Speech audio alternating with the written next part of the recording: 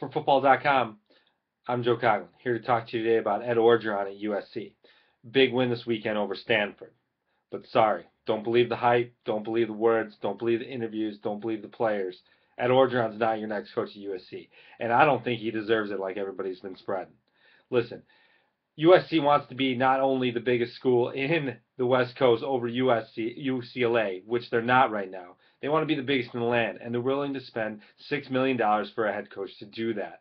That's not Ed Orgeron. That's not a guy who lost 24 games in 3 seasons at Mississippi. That's some guy like Jack Del Rio, Kevin Sumlin from Texas A&M, Chris Peterson from Boise State, some guy who's going to come up in there with a pedigree, with some success in the college ranks, as well as maybe even further.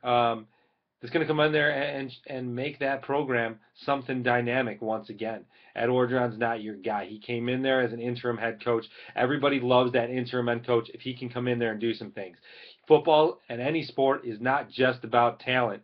You got a lot of intangibles you got to account for. Momentum's one of them. He sparked some momentum with that program. But those guys are talented. They were always talented. They just weren't sparked under Lane Kiffin, and that was the problem. He got out of there. Now at Orgeron, a little bit of a fire, and that's good. That might get Ed some credit down the line in another program, but it's not USC. USC's going to do better than that. They know they can do better than that. Ed Orgeron's not the answer.